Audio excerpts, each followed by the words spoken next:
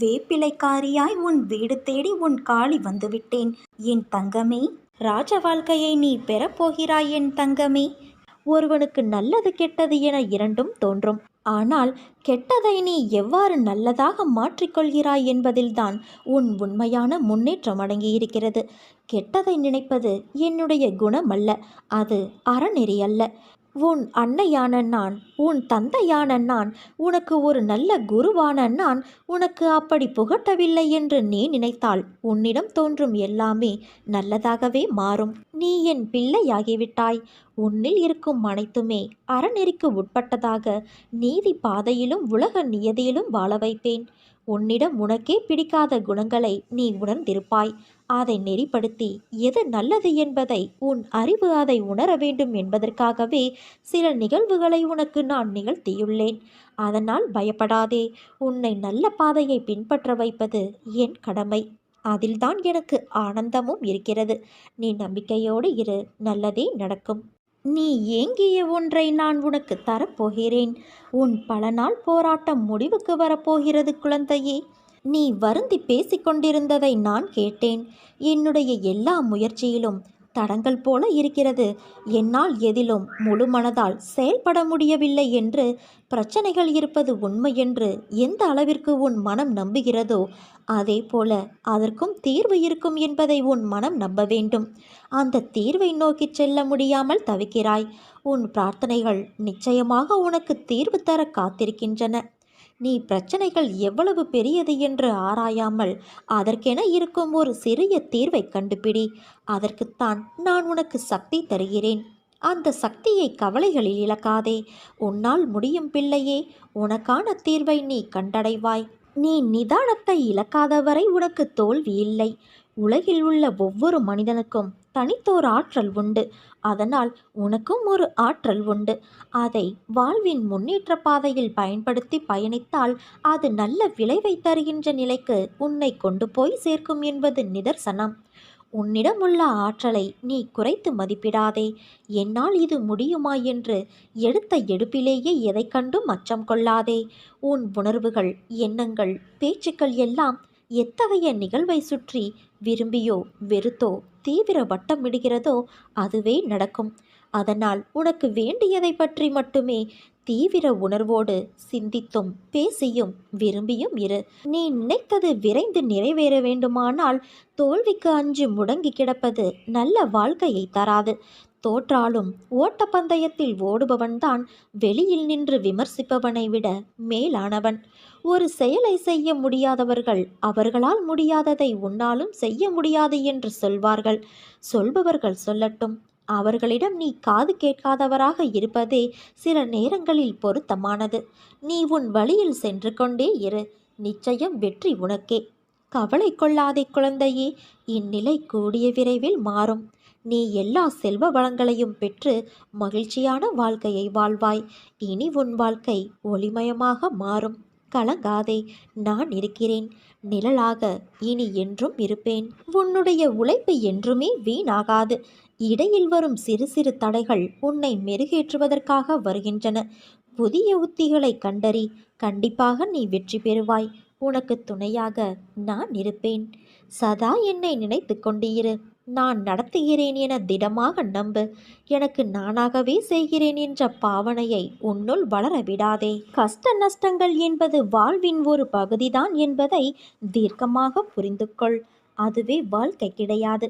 நீ விரும்பும் லட்சியத்தில் வெற்றி கிடைக்கும் வரை ஓயக்கூடாது என்ற உறுதி நெஞ்சில் நிலைத்திருக்க வேண்டும். அப்போதுதான் உன்னால் சுடர்விட்டு பிரகாசிக்க முடியும். வாழ்க்கைக்கு உரிய முக்கியமான பாடம் ஒன்றை நீ கற்று அறிந்திருக்கின்றாய். அது என்னவென்று உனக்கு புரிகிறதா? கொடுப்பது நாமாக இருப்போம் என்றால் நமக்கானது நம்மை தானாக வந்தடையும். எதையும் மற்றவரிடம் நாம் எதிர்பார்க்க வேண்டாம் என்ற பக்குவ நிலை உன் மனம் எட்டுகிறது என்பதை உன் சாயப்பா எண்ணி சந்தோஷமடைகின்றேன்.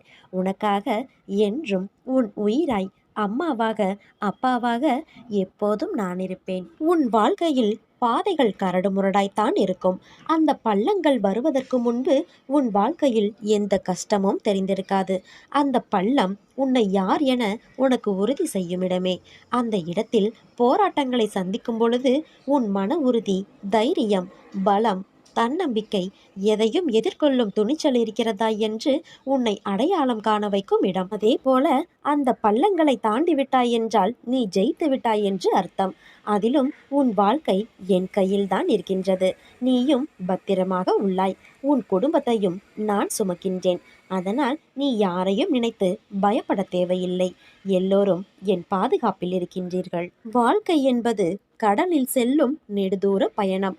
காற்று அடித்தால்தான் கப்பல்கள் நகரும். அதே காற்று வேகமாக அடித்தால் கப்பல் நிலை தடுமாறும். அந்த நிலையில்தான் நீ இப்போது உள்ளாய். ஆனால் நிச்சயம் நீ கரை சேர்வாய். அந்த காற்று வேகமாக அடிக்கும் பொழுதுதான் அதில் நீ சந்திக்கும் நிகழ்வுகள் உன் மனதை ரணப்படுத்தும்.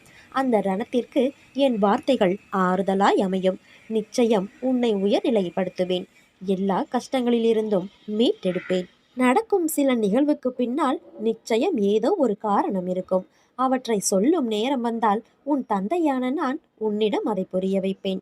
அதை ஏற்க உனக்கு கஷ்டமாகத்தான் இருக்கும். ஆனால் உன் தந்தை நான் சொன்னால் அது சரியாகத்தான் இருக்கும் என்று நம்பு. என்னை நம்பு என்று எல்லோரிடமும் நான் கூறுவதில்லை. என்னை அப்பா என்று கூறும் என் பிள்ளைகளிடம் இதை நான் உரிமையாக கூறுகிறேன். எனக்கு அனைவரும் சமம்தான். ஆனால் என்னை சாயப்பா என்று அழைக்கும் என் பிள்ளை என் உயிர். அவர்களால் நான் சொல்லும் சொற்களுக்கான நுட்பத்தின் பொருளை உணர முடியும். நம்பு என்று கூறிக்கொண்டே இருக்கிறீர்கள். அவை என்ன மாற்றம் செய்ய போகிறது என்றுதானே உன் எண்ணம்? ஒரு வெள்ளை காகிதத்தில் வெள்ளை நிறத்தை பூசு. அதன் மாற்றம் உனக்கு தெரியாது. அதுபோலவே உன் நம்பிக்கை உன்னை மாற்றி அமைக்கப் போகிறது என்று நினைத்தால் அதை உன்னால் உணர முடியாது. இதுவே மற்ற நிறத்துடன் வெள்ளையை சேர்த்து பூசு. அதனுடைய நிறத்தின் அழகை நீ உணர்வாய். இதுதான் நம்பிக்கை இருந்தால் உன் வாழ்வில் நடக்கும் நிறத்தின் சந்தோஷமான வண்ணங்கள். என்றும் என்னை துணைக்கொள். நான் உனக்கு என்ன செய்வேன் என்றுதானே உன் யோசனை? நிச்சயம் உனக்கு என் பரிசு உண்டு. வாழ்க்கைக்காக கிடைக்கும் பரிசு. உனக்காக நான் என்றும் இருப்பேன்.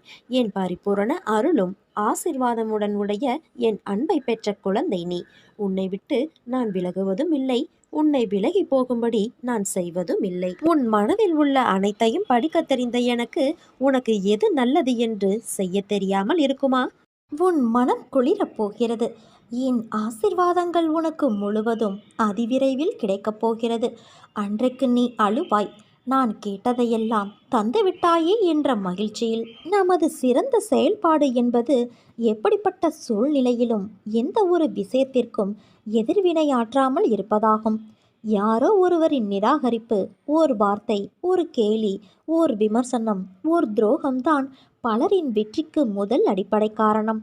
நீ உன் கருத்தில் ஒன்றுபட்டு இருந்தால் இந்த உலகமே எதிர்த்தாலும் உன்னை ஒன்றும் செய்ய முடியாது. அதே போல உன் கருத்தில் நீயே முரண்பட்டு இருந்தால் உலகமே உன்னை ஆதரித்தாலும் உன் வாழ்வில் நீ வெற்றி அடைய முடியாது. நீ அடைய நினைத்த இலக்கை அடையும் வரை கல் வந்தாலும் சொல் வந்தாலும் கலங்காமல் முன்னேறு. அனைத்திற்கும் பதில் சொல்லும் உன் வெற்றி. முன்னேறி செல்லும் போது காதுகளை மூடிக்கொள். இல்லையென்றால் உன் காதில் விழும் வார்த்தைகளாலேயே நீ வீழ்ந்து விடுவாய். எந்த பக்கம் பிடித்தாலும் மேல் நோக்கி எரியும் தீபம் போல எந்த நிலை வந்தாலும் ஒரே நிலையில் இரு. அது உன் மதிப்பை உயர்த்தும். எப்போதும் பின்வரிசையில் ஒளியாதே, முன்வரிசைக்கு வா. யாரை சந்தித்தாலும் தைரியமாக அவர்கள் கண்களை பார்த்து பேசு.